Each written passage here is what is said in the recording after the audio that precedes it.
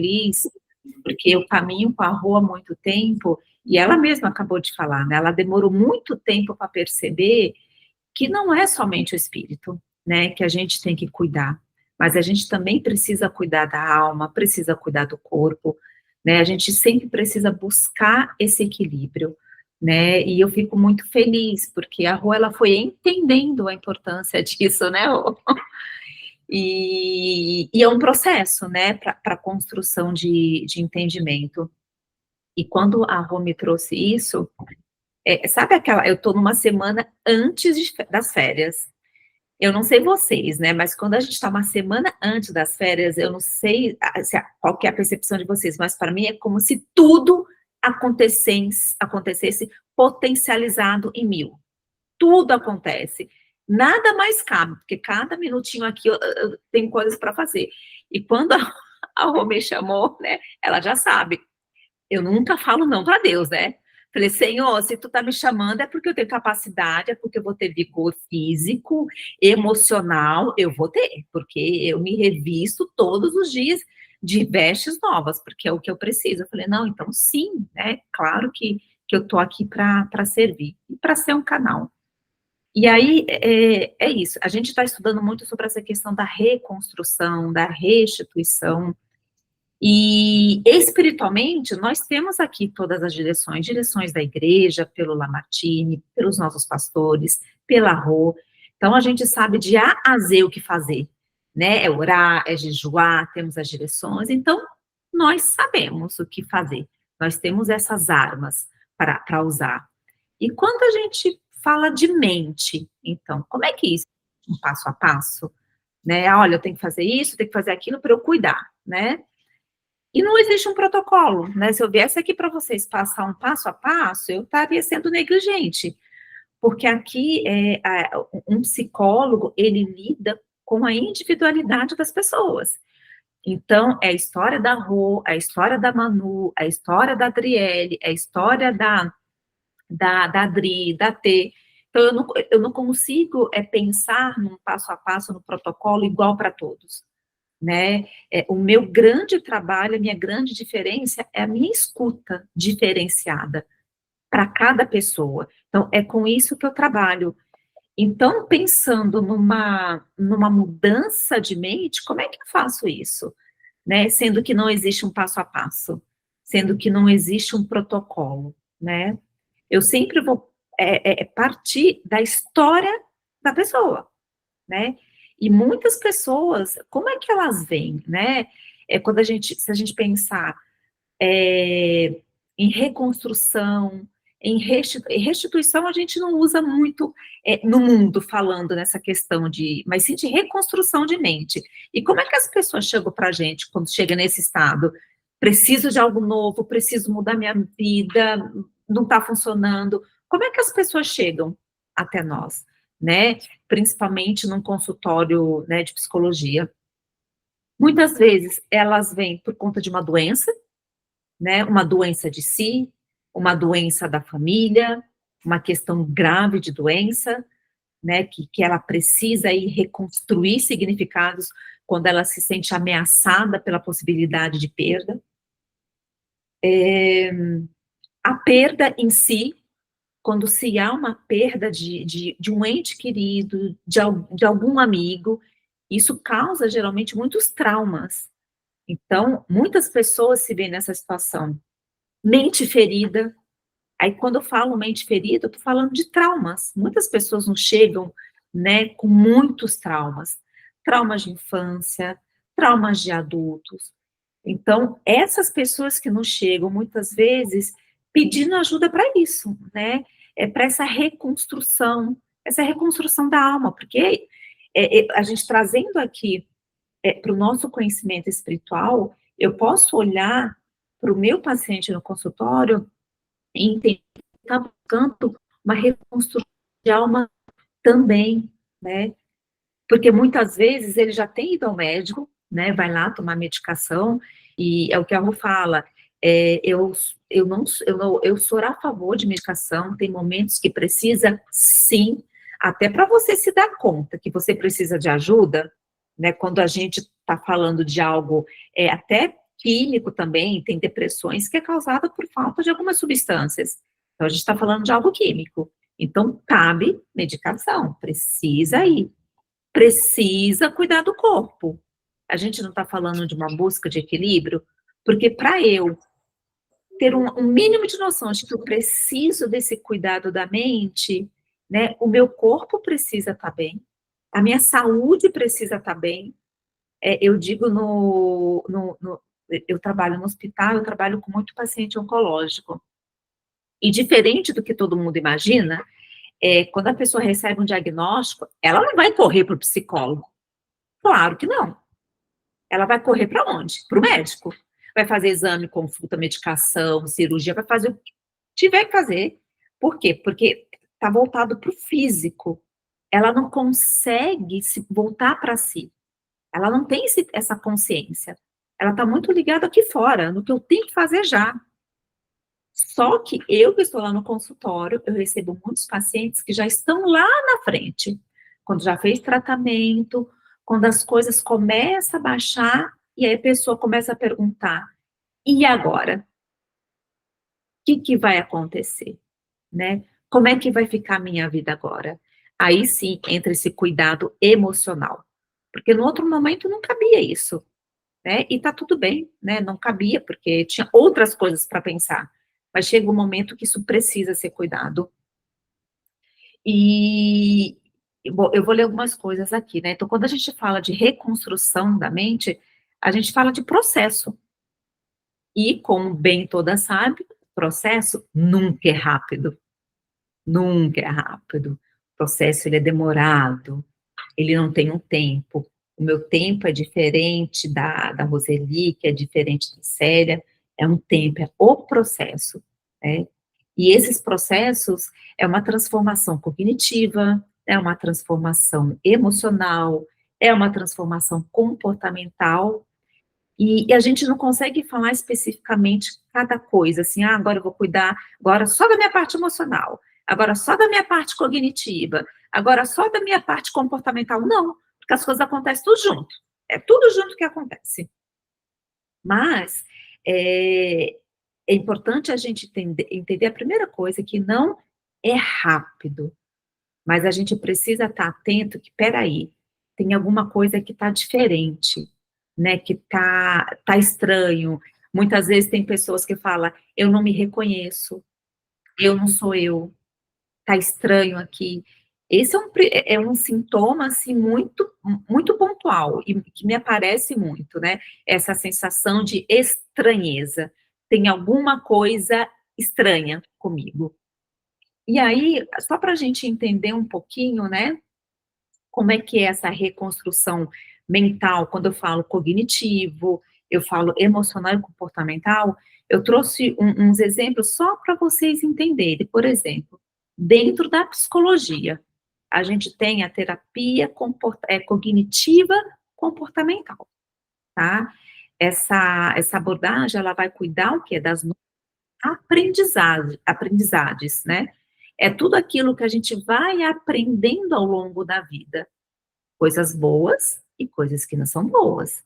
E a gente vai desenvolvendo o quê? Crenças, muitas crenças. Sabe, às vezes, aquele filho que cresce ouvindo, ih, essa menina nunca vai dar em nada. Imagina, vai ser vendedora de banana, vai ser vendedora de coco na praia. E a criança cresce escutando isso, né? Ou você é uma, não vou falar aqui um palavrão, você não vai dar certo na vida, você nunca vai ser feliz, né? Você não vai dar certo. Para, menina, não adianta estudar, não. Você vai tentar, mas não vai dar certo. Então, tem muitas coisas que uma criança ela vai escutando ao longo da vida e ela vai transformando aquela crença em realidade, porque ela acredita realmente de que nada vai dar certo na vida dela, né? E essa abordagem da psicologia, ela vai trabalhar nestas crenças disfuncionais, porque ela não é funcional. Uma pessoa que não consegue olhar para ela e acreditar e buscar nela o seu potencial, Porque todos nós temos um potencial. Muitas vezes, a gente não consegue descobrir sozinho. Por isso que nós precisamos de ajuda, que seja psicológico, que seja espiritual também, porque, de novo, aqui eu estou falando como psicóloga, mas essa tríade, ela funciona, ela é fundamental estar trabalhando tudo junto, né? O corpo, a mente e a alma. Ela precisa, porque senão ela fica capenga. Então, essa abordagem da terapia cognitiva comportamental vai trabalhar com essas crenças disfuncionais, né? Eu acho que se a gente parar aqui para pensar, cada um conhece alguém que tem uma crença que, peraí, né? A gente vê que, peraí, você pode mais. E muitas vezes, por mais que a gente queira ajudar, sozinhos a gente não consegue. A gente precisa de ajuda, porque é uma batalha na mente.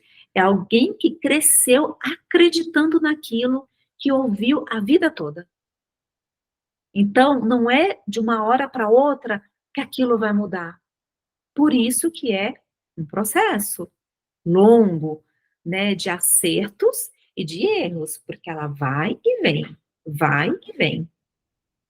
E aí, ele traz um exemplo também da resiliência. Eu gosto muito dessa palavra, eu uso muito a resiliência, né, no meu trabalho.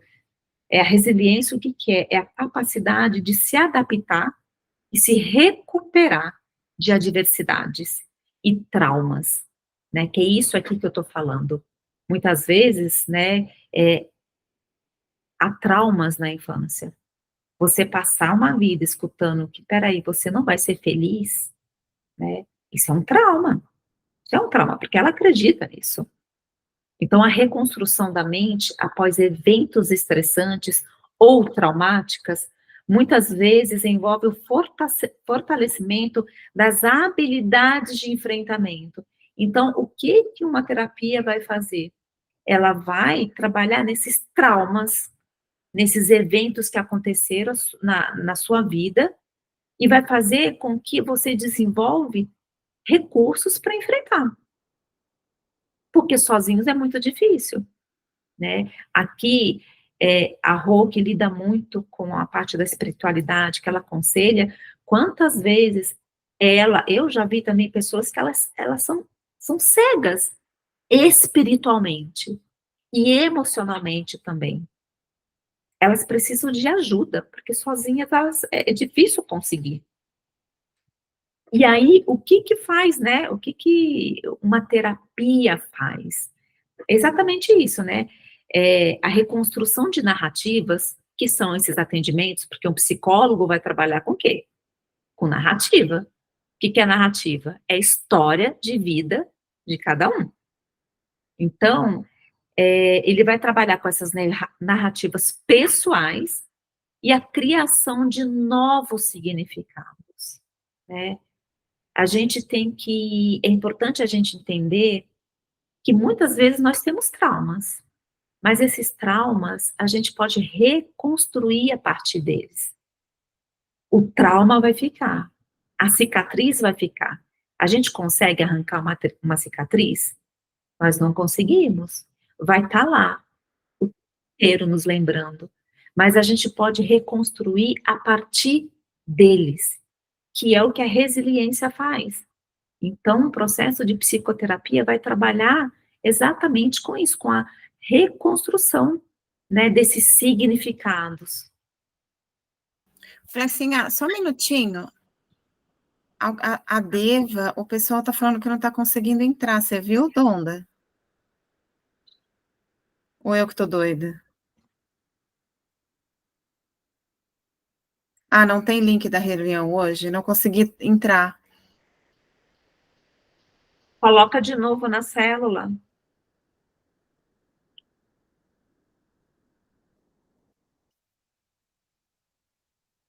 Agora que eu peguei o celular que eu vi. Ah, T entrou. Ah, meu celular deve estar atrasado. A Deva tá aí, Donda? A Deva entrou?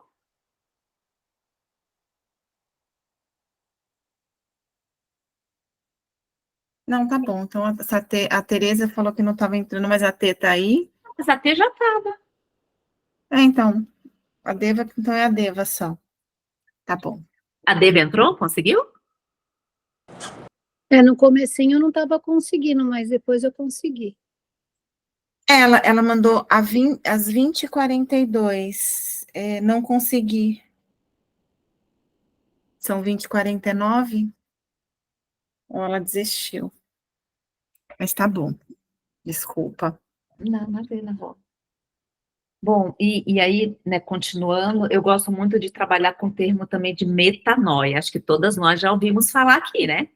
Porque na nossa igreja, na comunidade cristã como um todo, se trabalha com esse nome, metanoia, que é o quê? Mudança de mente, né? Mas é uma mudança que não é uma mudança rala, não é uma mudança superficial, é uma mudança profunda. Porque não adianta a gente buscar essa mudança só aqui em cima, ó. Ela tem que ser profunda. Ela tem que ser lá na raiz. Aí eu vou lá no livro da Viviane Martinelli, que fala das raízes. A nossa mudança, ela tem que começar lá, nas raízes, né? E aí é que fala, na psicologia ou teologia cristã, é frequentemente usado para descrever uma profunda mudança de perspectiva, de crença, de comportamento. Na psicologia, é uma transformação profunda, assim como na vida cristã, que leva a uma mudança fundamental na forma de como uma pessoa percebe a si, percebe o mundo e percebe o outro. Porque quantas pessoas, né, Rô, aí a Rô também está aqui como testemunha, que ela aconselha muitas pessoas. As pessoas não conseguem se reconhecer. As pessoas não conhecem reconhecer o outro e nem o mundo que elas vivem, né? É tudo muito superficial. Então, a metanoia é uma mudança profunda, né? Então, e é isso que a gente tem que sempre estar muito atento. E aí, indo um pouquinho, né, lá, aí, biblicamente falando, eu fui buscar alguns exemplos de restauração e de renovação da alma, porque tiveram muitas pessoas na Bíblia, tiveram restauração e renovação da alma. É a primeira pessoa que eu encontrei. Foi Pedro, gente. Pedro, né? Vamos lá, eu não vou contar toda a história, porque todos nós aqui sabemos. Mas Pedro, vamos pensar lá no finalzinho da história, né? Na negação. Ele negou a Jesus 3 vezes. E Pedro caminhou com ele.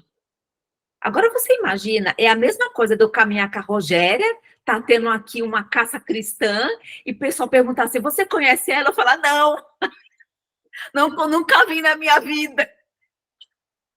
Aí eu fiquei imaginando a cabeça de Pedro. Imagina como que Pedro se sentiu, dele ter negado a pessoa mais importante que ele caminhou a vida dele inteira. Inteira. Como é que Pedro ficou naquele momento? Jesus teve que ressuscitar, né, para renovar e restaurar a fé de Pedro. Porque se isso não tivesse acontecido, eu realmente não sei dizer se Pedro iria ter essa história que ele teve, porque Jesus entregou uma igreja nas mãos dele. Mas ele teve que renovar e reconstituir a fé dele, porque a fé dele foi abalada. Imagina ele pensando, eu neguei o meu Senhor. Imagina o sentimento de culpa que ele passou. Então, ali foi uma grande restauração de fé na vida de Pedro. Assim, Pedro foi lá no Novo Testamento, mas também na vida de Jó. Não, Pedro foi no Novo Testamento, isso, e Jó no Velho Testamento, né? Ali foi uma reconstrução na vida de Jó total. Porque imagina, esse homem, ele perdeu as coisas mais valiosas da vida dele. Por mais que ele conhecia Deus, ele acreditava na fidelidade dele, eu imagino que ele, como homem, né? Porque assim como nós, eles também foram homens, eles também sofreram, eles também choraram. Eu imagino Jó perdendo tudo, mas mantendo a sua fé até o fim. E lá no fim, bem no fim, o Senhor foi lá, né? E reconstruiu, restituiu tudo aquilo que ele perdeu em dobro, em triplo. E aquilo renovou a fé dele. Vamos pensar que uma fezinha grandona, lá no finalzinho, estava pequena, mas estava lá. Estava lá a fé. Mas com a restituição do Senhor, porque ele não largou da mão, dos pés do Senhor, das mãos do Senhor, das vestes do Senhor, em nenhum momento. Ele não largou. Porque ele acreditava que em algum momento, né, tudo ia ser transformado. Por mais que ele estivesse ali no pó. Ele estava no pó, mas ele acreditava. E veio, né, a restituição. E aí, para nós, aqui eu estou falando de pessoas da Bíblia, pessoas que nós não conhecemos, mas pessoas que nos inspiram, né? E aí eu venho trazer também duas pessoas que me inspiram e acredito que inspiram vocês também. Eu acredito que vocês conheçam também a pastora Eixla, uma filha do Senhor, uma serva do Senhor, uma apaixonada do Senhor. Ela perdeu abruptamente um filho de 16 anos na época. E ali no testemunho dela, o testemunho dela é tremendo, porque ela vai para o pó, ela vai para o pó, ela se rasga, ela duvida, ela barganha, tenta barganhar. Mas no final desse processo, durante esse processo, ela entendeu que o Senhor continuava sendo Deus, mesmo o filho dela não estando lá. Então, olha a tamanha restauração da fé dessa mulher. Para ela continuar sendo uma ovelha nas mãos do Senhor. Ela perdeu um filho dela. Ela perdeu o filho dela. Mas ela continuou. Houve um processo difícil, doído, de acreditar que realmente tinha chegado no final do túnel. Mas o Senhor foi lá e reconstituiu a fé dela. E uma outra pessoa que me inspira e nos inspira muito é o testemunho da Rô. E isso a gente tem que ser muito grato a Deus de caminhar com uma mulher que foi totalmente restaurada. Porque eu lembro, ela antes de conhecer a Cristo, ela era católica, ela já tinha a fé dela. Mas quando ela perdeu os filhos e teve a possibilidade de morte da Rebeca, e ela recebeu um grande milagre, e depois a Rogéria, ela adoeceu, porque não é porque o milagre aconteceu, mas ela passou anos com síndrome do pânico. Mas ela não largou das vestes do Senhor. Ela quis entender o que tinha acontecido, quem era esse homem. Porque antes ela só ouvia falar. Mas quando ela recebeu esse milagre, ela viveu esse milagre, ela entendeu que esse homem, que ela sempre ouviu falar, era vivo, era o Deus vivo. E ela teve esse processo de restaurar a vida dela, a fé dela. Porque hoje, eu tenho certeza que a Rogéria, ela não é igual, nem parecida com 20 anos atrás, 25 anos atrás. É uma outra pessoa muito mais potente, né? E acho que algo que eu lembro, e isso me marca muito, que em um momento, dentro do processo dela, né? Para quem não conhece o testemunho, um dia ela conta, mas uma das passagens que ela fala, né? Que ela cuidava de uma pessoa, que ela começou a cuidar de uma pessoa. Esse processo, ao mesmo tempo que ela cuidava dessa pessoa, ela era curada. Era curada. Então, é assim que o Senhor faz. É assim que o nosso Pai faz. Ele usa as nossas dores, ele usa as nossas necessidades para restaurar a nossa fé.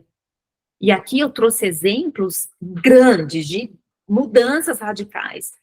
Mas, por exemplo, eu peço para o Senhor todos os dias, Senhor, restaura a minha fé de hoje, porque eu preciso acreditar que realmente o Senhor está comigo, porque eu estar junto, eu estar no hospital, vendo criança morrer, vendo adulto morrer, vendo pai, filho morrer, restaura a minha fé, porque eu preciso. Eu preciso, porque o meu corpo, ele é fraco, e eu preciso cuidar da minha mente. Eu preciso cuidar da minha mente. E esse é o meu trabalho diário, de nunca esquecer quem está comigo e quem cuida de mim. E aí, a gente sempre vive tempos difíceis. Sempre vive. E esses tempos difíceis sempre são muito cansativos. Muito cansativos. Sabe aquela vontade de desistir? Tô cansada. Não vai acontecer mais nada. Daqui não sai mais nada. Tem dias que a gente tem certeza. E o Senhor vai lá e faz acontecer. Por quê? Porque a gente sempre tende a olhar para as impossibilidades, para as portas fechadas, mas a gente esquece que a gente sempre tem que estar olhando para o Senhor, né? Então, acho que é algo que é importante falar para vocês, que todo início de construção, todo início de reconstrução, de restituição, precisa ser guardado e protegido. Não dá para deixar sem cuidado. A gente precisa guardar e proteger. E a gente tem que parar de ficar olhando para as impossibilidades. E a gente tem que olhar mais para Deus. E aí, olhando lá para Neemias, é um livro lindo. Acho que a gente vai passar o ano inteiro, né, nesse livro, sendo direcionado, sendo motivados por ele. Eu peguei um único versículo que está lá. É Neemias 1, versículo 4. Eu só peguei o versículo 4 que fala. Neemias falando. Quando ouvi essas coisas, sentei-me e chorei. Passei dias lamentando-me, jejuando e orando ao Deus do céu. Então, aqui ele fala, ele admite, ele reconhece que a dor dele nesse momento aqui é muito grande. Então, ele chora. E a gente precisa reconhecer as nossas dores para a gente cuidar da nossa mente. Para a gente identificar onde precisa de restauração, onde precisa de restituição todos os dias. E aí, na Bíblia que eu tenho, que eu amo a minha Bíblia, que é da Joyce Meyer, ela sempre tem uns dizeres depois de alguns versículos, e aqui caiu perfeitamente, desse versículo 4, que ela fala: algumas pessoas se recusam a chorar, ou a demonstrar qualquer tipo de emoção externa, o que não é saudável. As emoções reprimidas são poderosas e precisam ser libertadas.